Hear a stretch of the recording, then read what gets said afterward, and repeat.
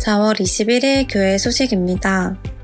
오늘 예배에 참석하신 모든 분들을 주님의 이름으로 환영하고 축복합니다. 우리 밝은 교회는 성경적인 교회인 신약교회 회복을 위해 비신자를 전도하여 제자 삼는 일을 교회의 사명으로 알고 여기에 집중하는 교회입니다. 오늘 예배를 통해서 구주이신 예수님을 만나시고 하늘의 복 많이 받으세요. 2024년 표어입니다. 다 같이 읽겠습니다. 시작!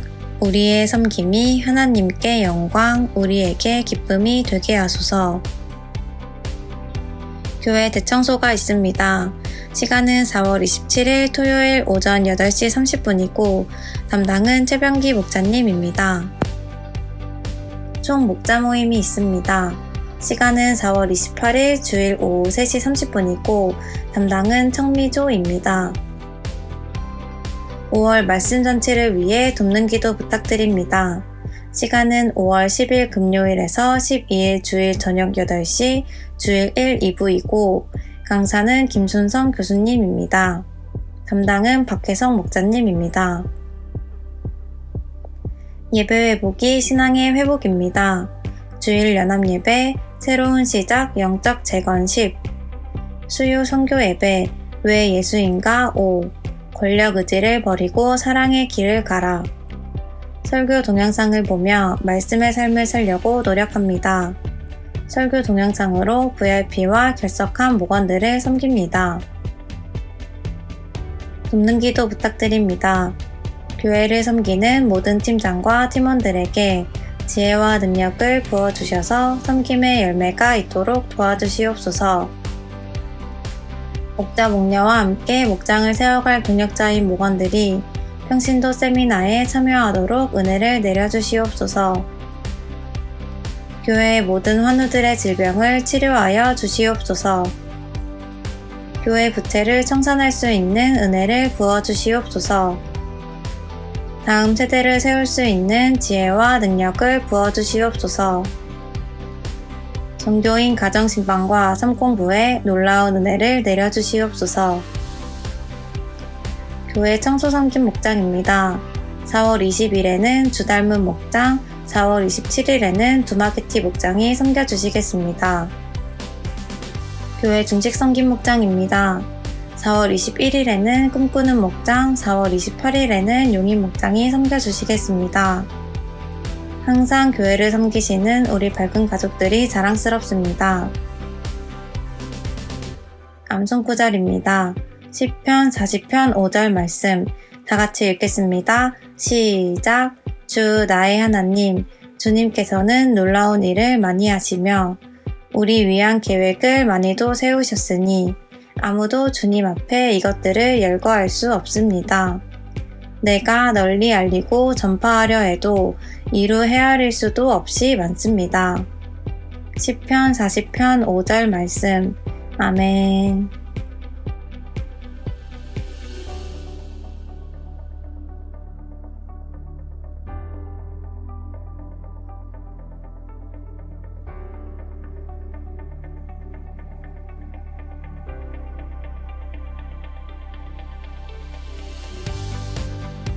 이번 한 주간도 주님 안에서 승리하세요. 감사합니다.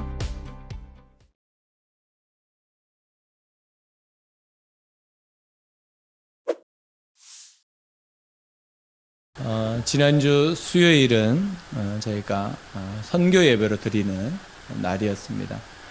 지난주 수요일은 선한 목장이 주관해서 청주 선한교회 김기현 목사님이 오셔서 말씀을 전해 주셨습니다.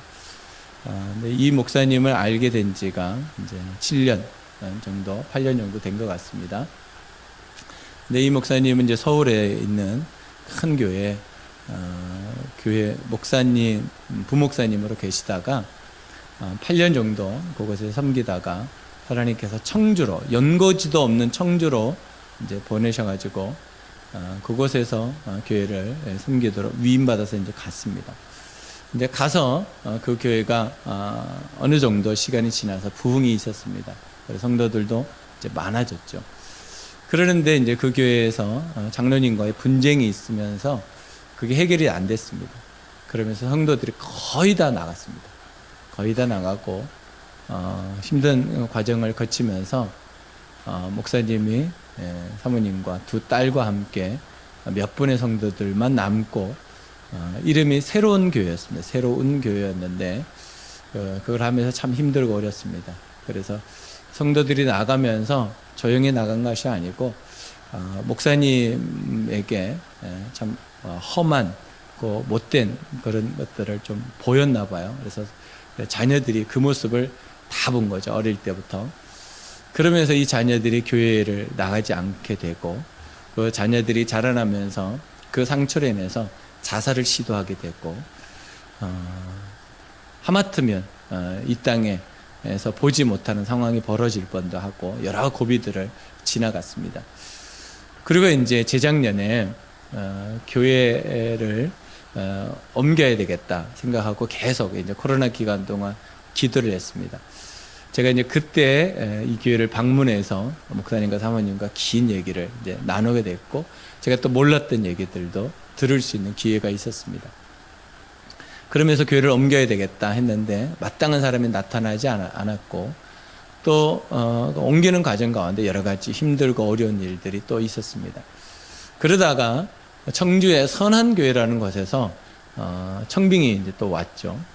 그래서 이 교회로 옮겨가기로 이제 성도들과 의논하고 옮겨가기로 했습니다. 그래서 옮겨갔을 때 그 교회 이제 원로 목사님이 이제 계셨고 사모님이 계셨는데 두 분 다 이제 병약하셔가지고 이제 후임에게 물려주고 이제 교회를 새롭게 이제 하려고 했습니다.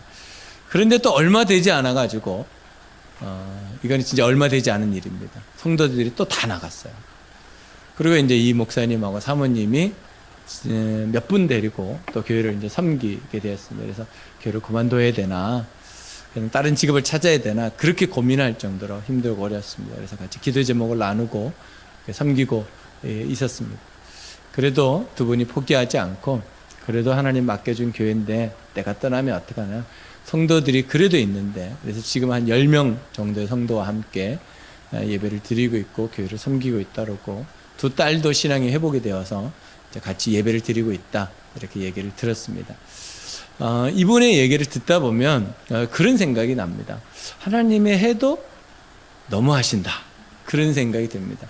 정말 주를 위하여 날마다 하루도 빠짐없이 길거리에 나가서 복음을 전하고 영혼을 구원하려고 섬기고 또 섬기고 성도들을 복음 가운데 인도하게 해서 최선을 다해 섬겼는데 돌아온 것은 상처뿐이었고 아픔이고 내가 어떻게 해야 되나, 그런 고민들만 가득했던 그 목사님.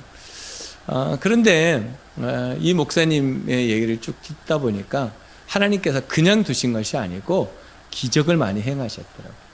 그래서 이분이 어떻게 하면 정말 주님이 기뻐하시는 일을 할까라고 기도하고 나갈 때마다 생각지도 못한 곳에서 섬기고 도와주는 일들을 통해 가지고 교회가 지금까지 올 수 있었습니다. 청주로 간 지 벌써 14년 정도의 시간이 흘렀는데 여전히 힘들고 어렵고 하나님 앞에 기도하고 있지만, 그럼에도 불구하고 이 목사님과 사모님을 통해서 들려지는 것은 하나님이 지금도 역사하시고 인도하시고 기적을 베풀어 주신다라는 간증이었습니다.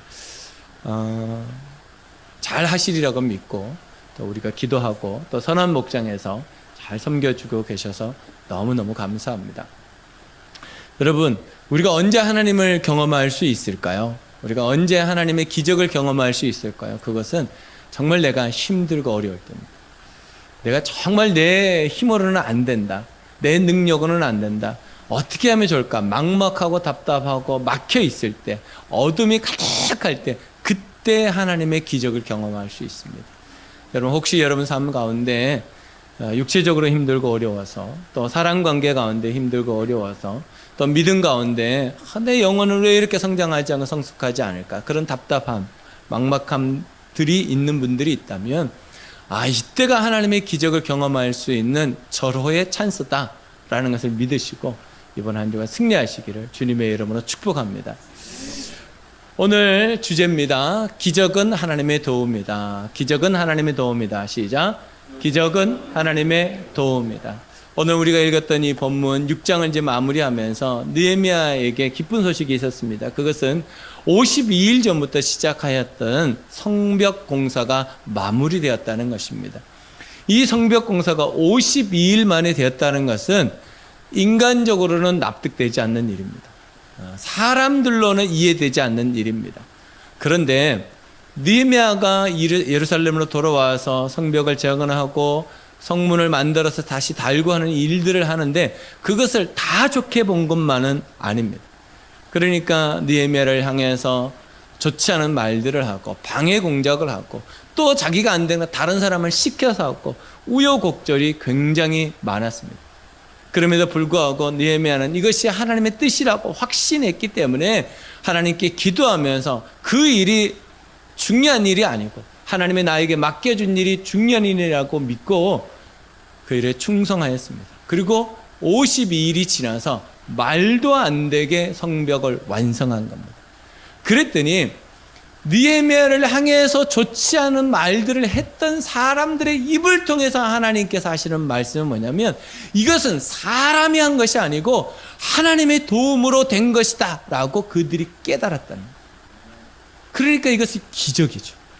52일 만에 그 큰 돌을 굴려와서 그 성에다가 쌓아서 만들어야 되는 거예요. 그것도 한두 군데가 아니고 도저히 불가능했던 일을 느헤미야와 백성들은 이루어냈던 것입니다. 그것을 기적이다라고 말합니다. 근데 이 고백이 너무나 재밌게 느헤미야 오늘 6장에서 보면 느헤미야와 함께했던 사람들, 그 사람들과 마음을 함께했던 사람들이 고백하는 것이 아니고 느헤미야에게 원수 같은 사람들, 반대했던 사람들, 그 사람들의 하는 일을 방해했던 사람들이 무엇이라고 말하냐면 이것은 하나님께서 도와주셔서 되었다라고 고백했다는 거예요. 그러니까 느헤미야가 하는 일을 누가 도와주고 계셨다는 거예요? 하나님이 도와주고 계셨다는 것이 너무나 명명백백하게 맞는 일임에도 불구하고 오늘 본문을 보면 도비야를 중심으로 해서 계속해서 반대합니다. 이것은 습관입니다. 우리가 어떤 일들을 볼 때 가지고 있는 개인적인 눈들이 있습니다. 그런데 그 눈을 바꾸기가 참 쉽지 않습니다. 우리 입장에서 이건 틀렸어, 이것은 싫어 라고 딱 결정해버리면 그 눈이 안 바뀝니다. 잘 안 바뀝니다. 억지로 바꾸려고 노력해봅니다. 그런데 다시 그 일과 그 사람을 보면 또 돌아가 버립니다. 도비야를 중심으로 한 많은 위력자들이 느헤미야를 향해서 협박을 합니다. 위협을 가합니다. 분명히 하나님께서 하셨다라고 알면서도 그 습관들을 내려놓지 못합니다. 우리가 하나님 앞에서 살아갈 때 그 모습이 있다면 여러분 회개하셔야 됩니다. 가끔씩 우리 안에 우리 눈이 맞다라고 생각하는 착각이 있습니다. 그러니까 그 마음을 내려놓지 못하는 거예요. 내가 보기에 맞다면 맞는 겁니다. 하나님의 뜻과는 관계없습니다. 아니, 하나님께서 하셨다라고 다 같이 박수하고 환영을 해놓고 또 우리의 마음속에 일어납니다. 내가 보기에는 아닌데? 그 마음들이 우리에게 얼마나 많은지 모릅니다. 오늘 도비야에 그것을 내려놓지 못합니다. 자기들과 함께하고 있는 사람들이 하나님이 하셨다라고 고백하면서도 느헤미야를 향해서 성벽 재건을 향해서 미운 마음과 싫은 마음과 안 좋은 마음을 여전히 가지고 있습니다. 우리 안에 이런 마음들이 있다면 정말 하나님 앞에 내려놓으셔야 됩니다. 하나님이 정말 싫어하는 마음이고 좋아하지 않는 마음입니다. 우리는 이 마음과 어떤 면에서는 싸우고 있을 줄도 모릅니다. 하나님께서 우리에게 주셨던 복음, 그 복음은 다른 사람을 살리고 세우는 말입니다. 어떻게 하면 그 사람들에게 축복하고 감사를 나누고 어떻게 하면 함께한 마음으로 하나님이 원하시는 방향으로 나아갈까, 이것을 보는 눈이 되어야 됩니다. 여러분, 가정 안에서도 갈등이 일어나면 정말 좋은 일이 있고 난 다음에 갈등이 있으면요, 있었던 그 좋은 일들이 싹 다 잊어버립니다. 여러분들과 좋은 관계를 맺고 있는 사람들이 잘 살다가 나쁜 일이 일어나면요, 이전에 있었던 그 좋은 일은 싹 다 없어져 버립니다. 아무것도 아니 됩니다. 분명히 하나님이 하셨다라고 자기 입으로 고백했잖아요. 그럼에도 불구하고 여전히 그들이 가지고 있는 마음을 바꾸지 않습니다. 왜 그럴까?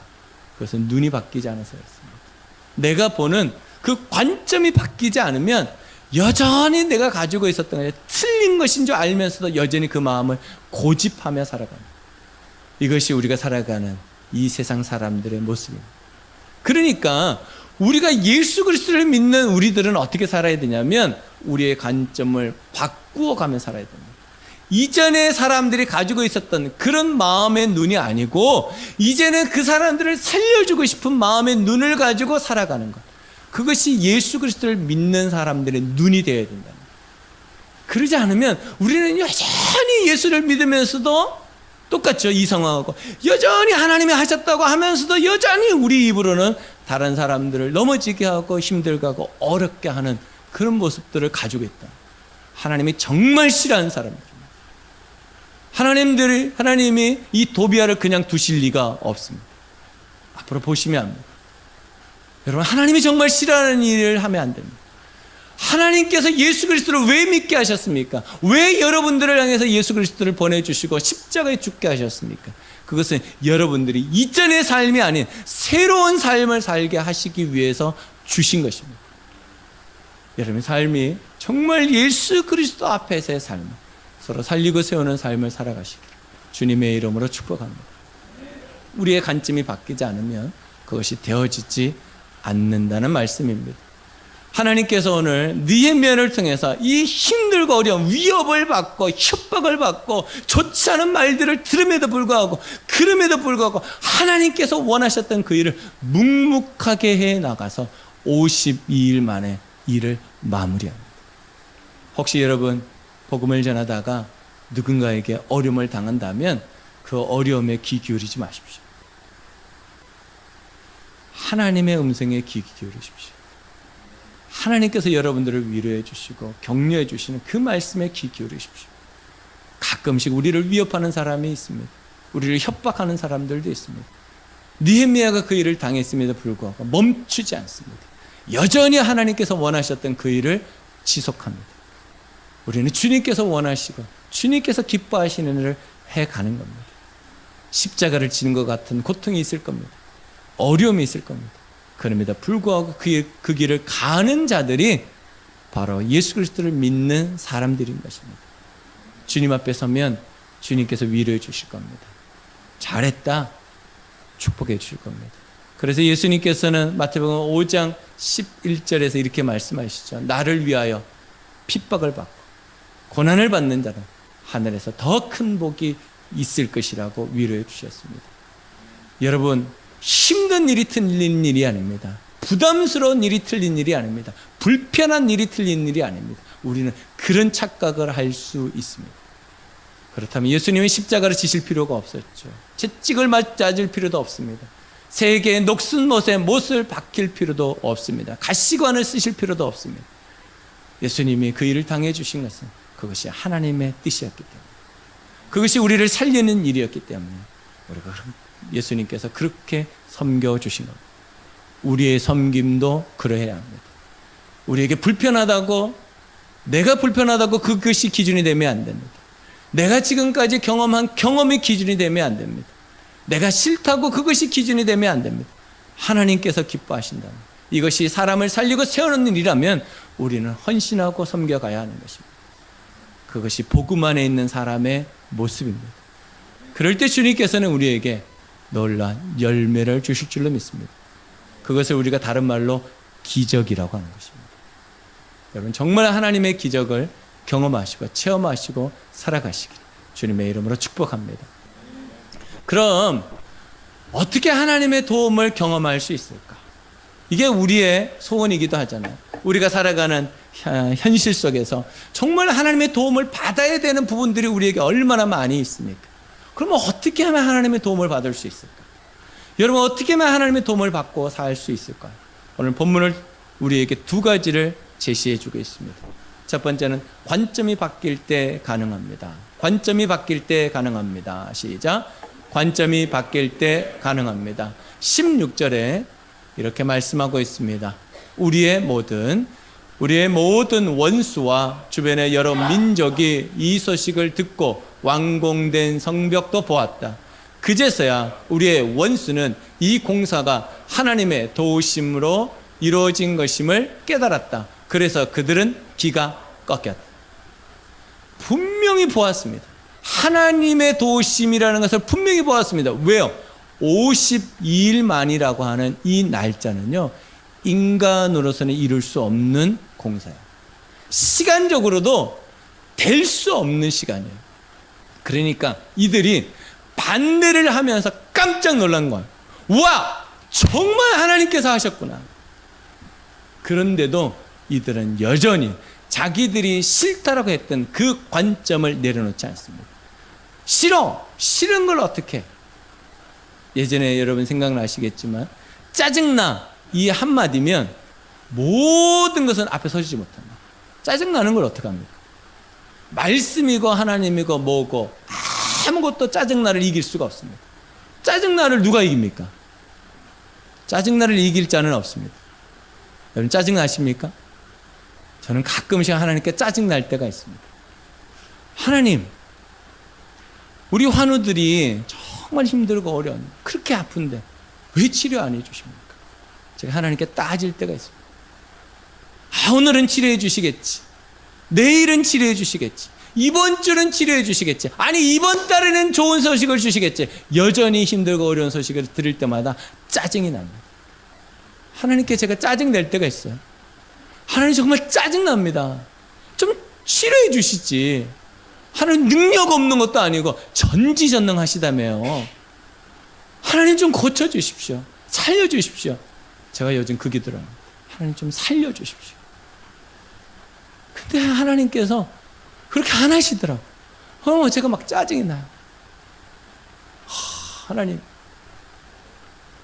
정말 이르시깁니까? 제가 막 하나님께 어떨 때는 막 화를 내기도 하고. 근데 하나님 어느 순간 이렇게 말씀, 그건 네 생각이지. 그건 네 생각이지. 네가 정말 나를 전능하신 하나님이라고 믿는다면, 정말 네가 나를 전지하는 하나님으로 믿는다면 내가 더 그 마음이 있지 않게 때가 있어 이렇게 말씀하시죠.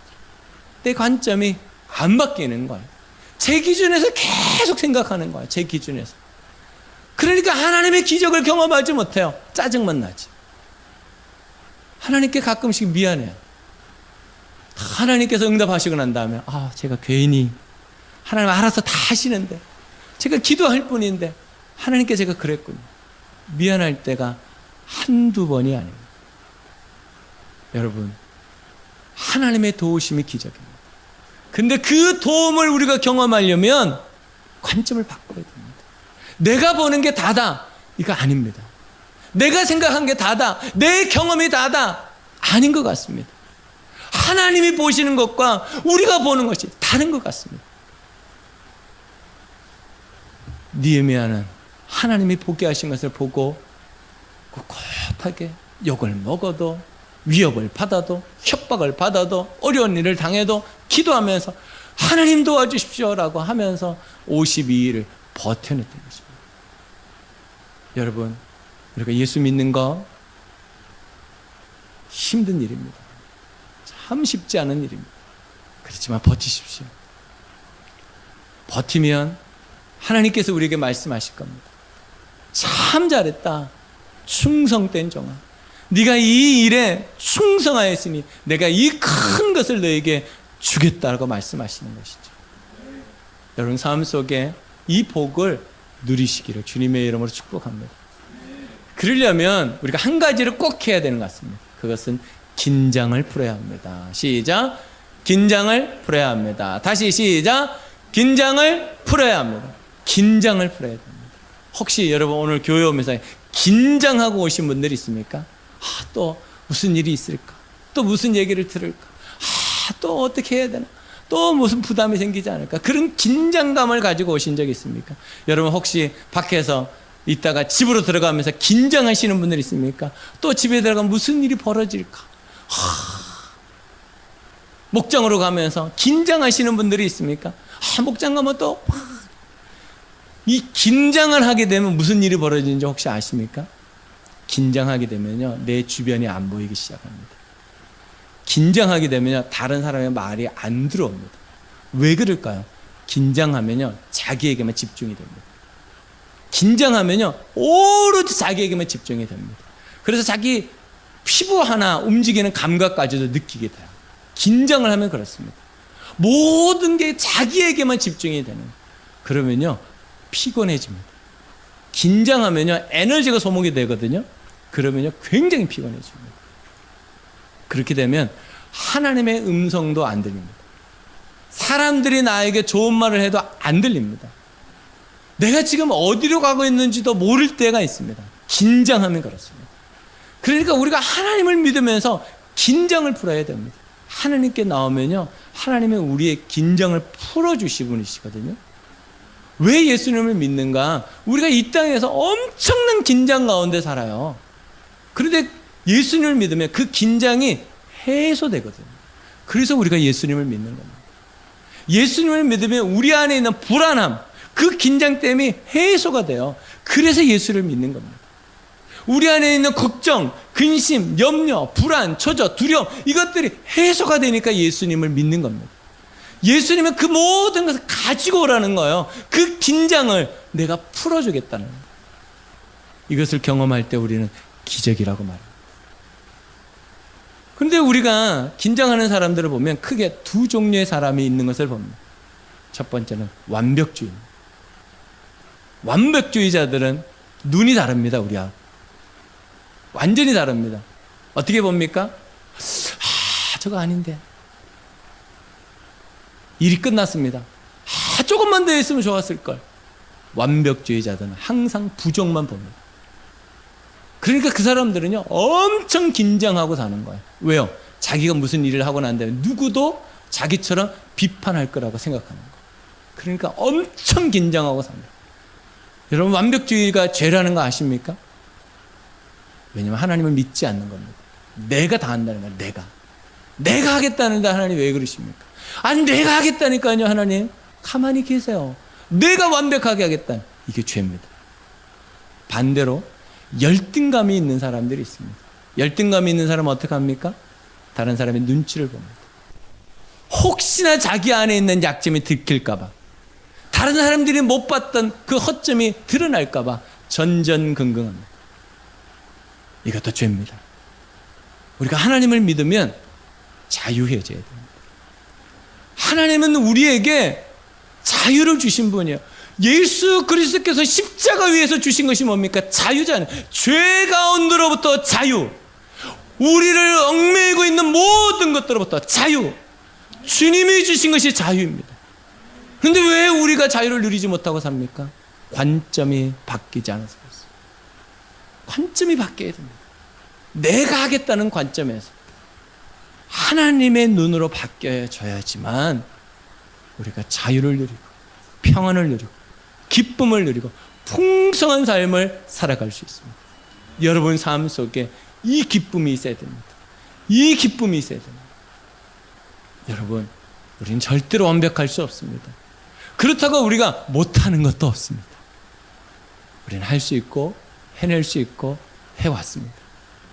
그러니까 우리의 관점만 바뀌면 하나님의 도우심에 그 보이지 않는 손이 그때부터 보입니다.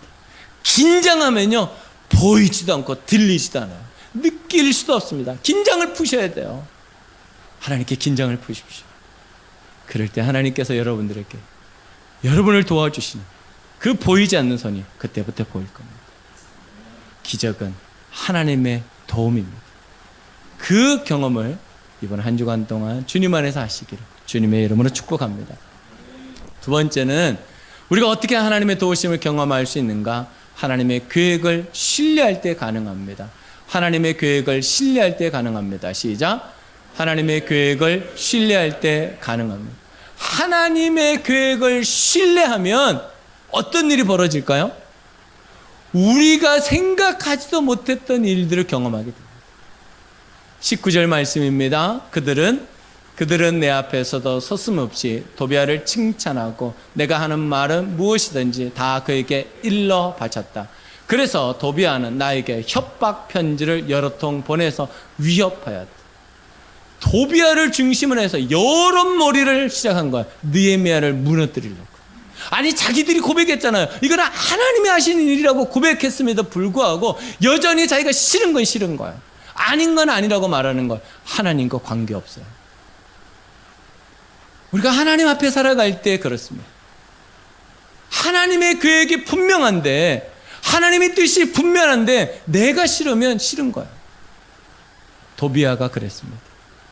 근데 참 웃기게도 도비아의 이름이 더 웃깁니다. 도비아의 이름의 뜻은 여호와는 선하시다라는 뜻입니다. 그런데 하는 짓은 아주 반대의 일을 하고 있습니다. 우리 한국말로 이름을 부른다고 한번 생각해 보십시오. 여호와는 선하신 그분, 여호와는 선하신 당신. 그런데 하는 짓은 아주 못된 짓을 하고 있는 거예요. 하나님이 정말 싫어하는 짓이라는 거예요. 왜요? 하나님의 계획을 몰라서 그래요. 하나님의 계획을 신뢰하지 않아서 그래요. 느헤미야가 그 바벨론 땅에서 누릴 수 있는 거 다 내려놓고 왔잖아요. 그리고 그들에게 설명했잖아요. 이건 하나님이 나에게 보내신 거다.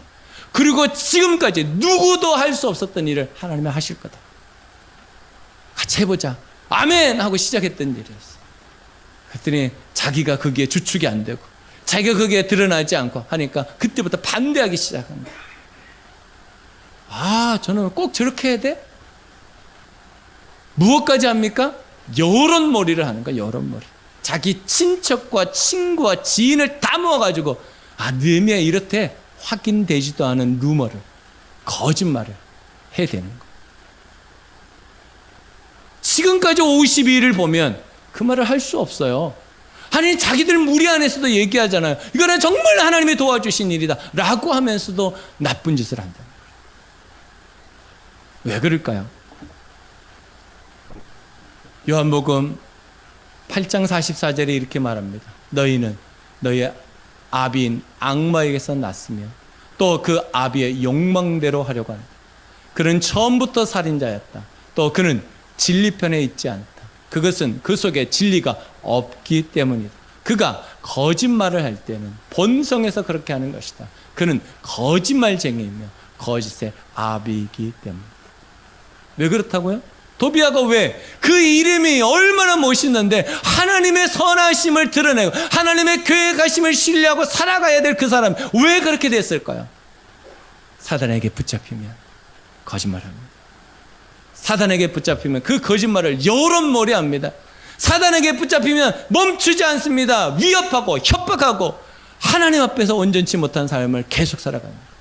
사단에게 붙잡히면 그렇게 됩니다. 로마서 1장 32절에 이렇게 말합니다. 그들은 이와 같은 일을 하는 자들은 죽여야 마땅하다는 하나님의 공정한 법들을 알면서도 자기들만 이런 일을 하는 것이 아니라 이런 일을 저지르는 사람을 두둔하기까지 합니다. 여러분, 부정된 일에 함께하지 마십시오. 하나님이 기뻐하지 않는 일에 함께하지 마십시오. 사람들은 이것이 하나님 앞에 심판받는다라는 것을 알면서도 그 일을 두둔하면서 같이 죽어가는 일을 한다는 것. 여러분, 우리가 어디에 있어야 되겠습니까?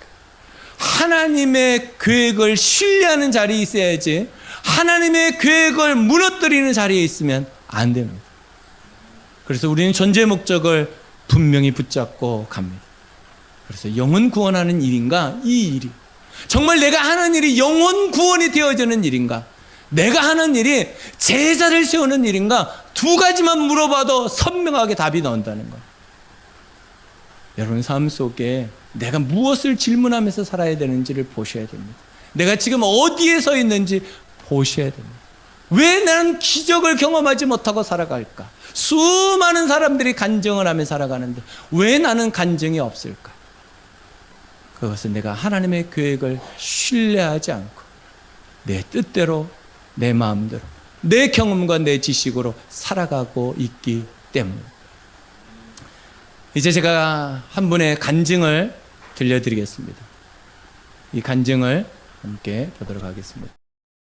저희 아이를 이제 그 미국에 유학을 보내게 됩니다. 네, 그때가 이제 중학교 2학년 때인데 호텔 방에 있다가 이제 아이가 이제 워낙 나하고 이제 대화하는 걸 좋아하니까 아빠하고 둘이만 할 얘기가 있다고. 그래. 우리 저 밑에 커피숍에 가서 얘기하자. 그리고 이제 가서 그래 무슨 얘기야? 갑자기 정색을 하더니 아빠 안락사 시켜주세요.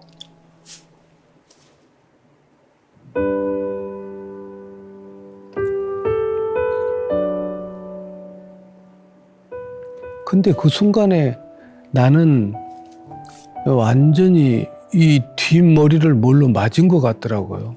아드님이 중학생인데 그 말을 하는 거예요. 이제 그때 저는 이제 마음속에 이제 기도를 하면서 이제 얘하고 대화를 시작한 거죠. 네. 승민아, 조금 전에 너 뭐라고 했어? 아빠 저 그만 살고 싶어요. 아이고야. 근데 도저히 나는 이렇게 정신을 이렇게 차릴 수가 없었어요. 그래서 이제 계속 하나님 앞에 기도하면서 하나님, 제가 지금부터 어떤 말로 이 아이를 대해야 되는지. 그랬더니 이제 얘가 얘기를 하는데 아빠가 살아 계시는 동안에는 내가 어떻게 해서 살겠지만 아빠가 안 계시는 세상을 생각하면 나는 자신도 없고 그러니까 우울증이 심하게 온 거예요. 그런데 나중에 이제 하나님께서 기도하는 중에 내가 너무 이제 힘들어하니까 그때 너 아들을 위해서 너가 소원 기도를 했지만 사실은 너 아들도 살리지만 너를 살리기 위해서 소원 기도를 하게 하셨다고 하나님이 그렇게 제 마음속에 말씀을 하셨어요. 근데 정말로 내가 새벽 예배 없이 살아왔으면 못 살았을 것 같아요. YPP 회사 회장이신 백종만 장로님이십니다. 중학교 자녀를 유학을 보냈습니다. 그런데 방문하러 미국을 갔는데 들었던 갑작스러운 이야기입니다. 아빠 나 안락사 시켜주세요. 충격적인 말이었습니다. 그리고 아들을 진정시키고 한국으로 돌아오려고 공항으로 가고 있는데 아들에게 다시 전화가 옵니다. 아빠 나 혼자 있으면 어떻게 될지 모르겠어요. 저도 데려가 주세요. 그래서 그 아버지가 그 아들을 데리고 한국으로 옵니다. 한국으로 와서 가만히 하나님 앞에서 생각해 보니까 자신이 아빠인데 아들을 위해서 해줄 수 있는 게 없는 거죠. 그래서 그때부터 결단을 합니다. 하나님, 제가 새벽 기도를 하겠습니다. 그리고 지금까지 한 번도 빠지지 않고 자녀를 위해서 새벽을 헌신했습니다. 그리고 놀랍게 그 아들이 회복되어서 목사가 되었습니다. 그리고 이 장로님은 전 세계를 다니면서 그 아픈 마음을 나눠주는 간증자가 되었습니다. 여러분, 하나님의 기적은 하나님의 도움입니다. 하나님의 도움을 받으려면 여러분의 관점이 바뀌어지지 않으면 하나님의 돕는 손은 볼 수 없습니다. 하나님의 계획을 신뢰하지 않으면 우리는 기적을 경험할 수 없습니다. 이번 한 주간 살아가시면서 하나님께서 여러분을 도와주신다라는 것을 믿으시고 하나님 앞에서 기도하면서 하나님의 기적을 경험하며 간증하며 살아가시기를 주님의 이름으로 축복합니다. 기도하겠습니다.